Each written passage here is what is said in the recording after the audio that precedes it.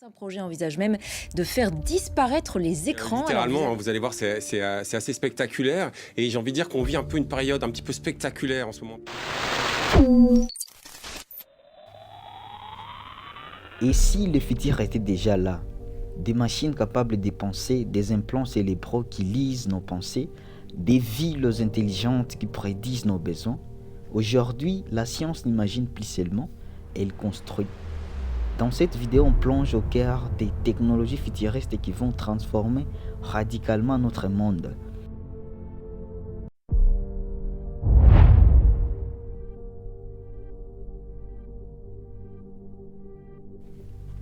L'informatique quantique est une technologie révolutionnaire qui utilise les lois de la physique quantique pour traiter de l'information de façon ultra rapide, contrairement aux ordinateurs classiques qui utilisent des bits 0 ou 1. Eux, ils utilisent des qubits qui peuvent être à la fois 0 ou 1 en même temps, appelée la superposition. Grâce à la superposition et l'intrication, un ordinateur quantique peut résoudre certains problèmes en quelques secondes que les meilleurs superordinateurs classiques mettaient des siècles pour traiter. Dans la médecine et la biologie, l'informatique quantique fait de la simulation moléculaire ultra précise, donc elle permet de modéliser le comportement des atomes et des molécules pour créer de nouveaux médicaments sans essais physiques et longs et coûteux. Elle fait la composition des vaccins en optimisant les combinaisons chimiques en quelques heures au lieu de plusieurs années. Elle analyse rapidement les intrications génétiques et propose des traitements spécifiques à chaque individu. Dans la cryptographie et la cybersécurité, les algorithmes comme RCA actuels peuvent être cassés par un ordinateur quantique avec l'algorithme de Shor. En un mot, nos machines actuelles qui sont classiques ne sont plus sécurisées à l'algorithme de Shor.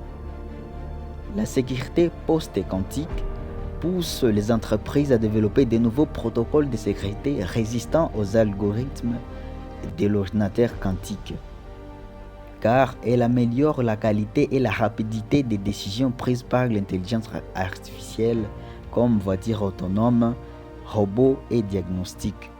Elle optimise des trajets complexes, exemple planifier les itinéraires des antennes des camions ou des avions en temps réel. L'informatique quantique est le cerveau du monde, donc qui changera le monde radicalement.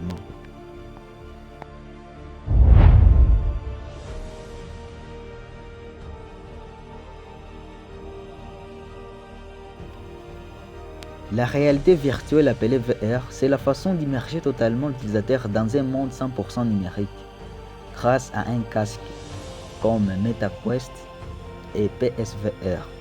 Tandis que la réalité augmentée, appelée AR, c'est la façon de superposer les éléments numériques à la réalité en utilisant soit des lunettes AR comme les Apple Vision Pro. Elle transforme notre façon de voir, interagir, apprendre à créer. Elle crée des expériences immersives pour les divertissements, l'éducation, la médecine et le travail. En cas d'éducation immersive, elle facilite l'étude d'anatomie en 3D, explorer l'histoire ou l'espace dans une simulation VR. En cas de santé et chirurgie, elle aide à la formation des médecins avec des simulations VR. Donc la réalité augmentée en salle d'opération, elle est pour afficher les données patients en direct. Elle facilite la collaboration à distance comme si les collègues étaient en face. En cas de divertissement, elle fait des jeux ultra immersifs.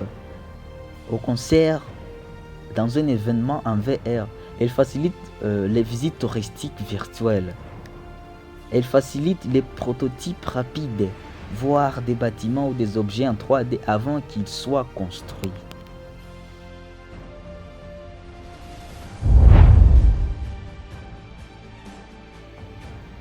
La fission nucléaire consiste à reproduire de l'énergie du solaire sister en fusionnant des noyaux, le G, souvent des isotopes hydrogène, pour produire de l'énergie massive sans émission de carbone ni de déchets radioactifs à long terme, Son application principale est de produire de l'énergie propre et quasi illimitée. Aucun gaz et effet de serre. Elle permet la réduction totale de la dépense du charbon, pétrole et gaz, dont chaque pays pourrait produire sa propre énergie de façon stable et propre. Elle permet à l'alimentation des technologies lourdes comme les intelligences artificielles, data centers, transport massif électrique et des industries lourdes. La France a son propre fusion nucléaire en cours. C'est le plus grand projet mondial de fusion en collaboration avec l'international. D'autres projets comme Elion Energy, Tokamak Energy, Tai Technology sont des startups en avance avec le réacteur plus compact. Elle lit au défi actuel pour stabiliser la réaction très énergétique, dépenser moins d'énergie qu'on en produit et la commercialisation prévue vers 2040 et 2050.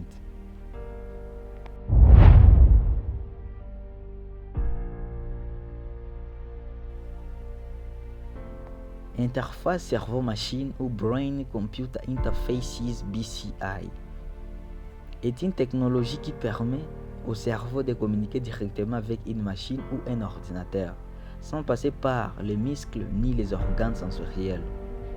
Comme mode de fonctionnement, il aura des capteurs externes ou implémentés qui usent les signaux électriques du cerveau.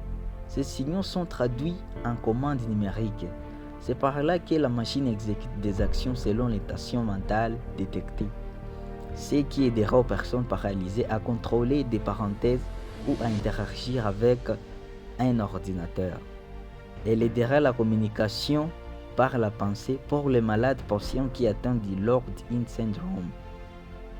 Donc, elle aide des dirigeants un curseur, jouer à un jeu vidéo ou même conduire un drone simplement par l'activité cérébrale. L'entreprise Neuralink, fondée par Elon Musk en 2016, a pour objectif principal de créer une interface cerveau-machine BCI ultra avancée. Il crée des implants électroniques appelés Peacelink à insérer dans les crânes. Il crée aussi des très fines électrodes qui sont plus petits qu'un cheveu, sont connectés au cerveau. La piste capte les signaux neuronaux, les traduit, les envoie à un ordinateur ou un appareil, les tout sans fil avec recharge magnétique. En 2024, Neuralink a implanté sa première piste humaine avec des résultats prometteurs sur un homme paralysé. Il a réussi à contrôler un curseur d'ordinateur par la pensée. Cela pousse que la technologie de Neuralink avance de plus en plus.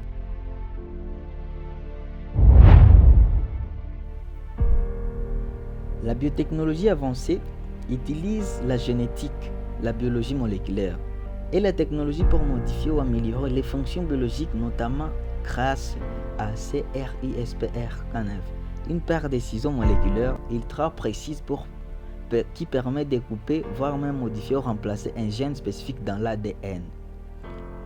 Comme application concrète, corriger des gènes défectueux, créer des thérapies ciblées contre les cancers, traiter des maladies héréditaires incurables. Dans l'agriculture et pour créer des plantes plus résistantes à la sécheresse ou aux maladies et aux insectes. Réduire les pesticides, améliorer la nutrition des riz dorés bleus enrichis. Dans la biologie cinétique, il peut créer des organes artificiels ou produire de nouveaux médicaments ou vaccins comme vaccin ARN. Il facilite le clonage cellulaire et création de tissus humains sur mesure. Il peut même modifier les gènes des moustiques pour éliminer la transmission du paludisme, réduire la pathogène à la source. Leur plante potentiel futur est de concevoir des bébés génétiquement modifiés, voire même controversés.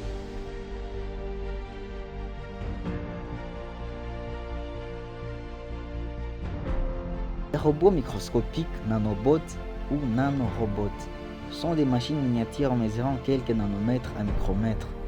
Un nanomètre égale 1 milliardième de mètre. Ils sont donc 50 000 fois plus petits qu'un cheveu. Ils ont été conçus pour effectuer des tâches extrêmement précises à l'intérieur du corps humain. Il peut donc toucher les cellules plus profondes et guérir les cancers sans toucher sur les cellules saines. Et qui pourrait libérer les médicaments ultra précis directement dans les zones affectées. Il peut détecter des maladies à leur premier stade, avant même les symptômes. Il est capable de réparer l'ADN endommagé ou le tissu interne, capable de désintégrer les déchets toxiques ou polluants chimiques et à l'échelle moléculaire.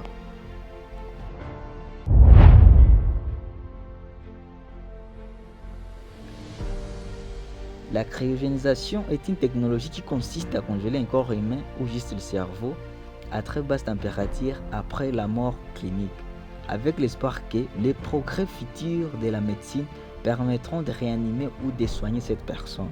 Leur mode de fonctionnement est qu'après la mort clinique, le corps est refroidi rapidement.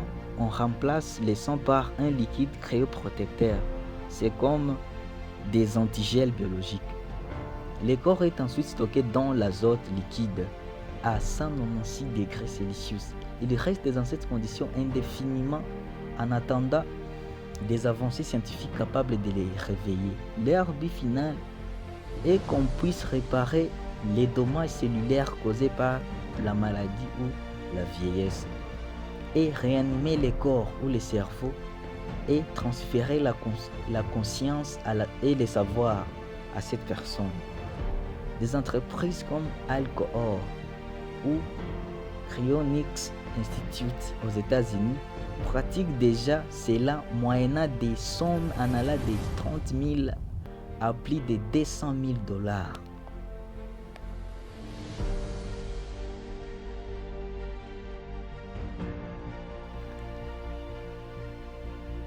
Décodage des rêves ou transfert des rêves est une idée futuriste ou encore expérimentale. Elle repose sur la possibilité de lire, enregistrer et peut-être projeter les rêves humains grâce à des technologies avancées, notamment l'imagination cérébrale, IRM fonctionnelle et l'intelligence artificielle. Leur mode de fonctionnement est utiliser les capteurs cérébraux pour capter l'activité neuronale pendant le sommeil. Des algorithmes d'intelligence artificielle analysent et interprètent ces signaux, puis reconstruire des images mentales ou des scènes oniriques sur un écran. Comme application potentielle dans la neuroscience, elle est d'analyser les troubles du sommeil, voire même les stress ou les traumatismes. Si c'est votre première fois de visiter ma chaîne, n'oubliez pas de cliquer sur le mot s'abonner en dessous de cette vidéo pour être informé à chaque fois lorsque je lance de nouvelles vidéos. Mon nom à moi c'est Blaise Bangwa.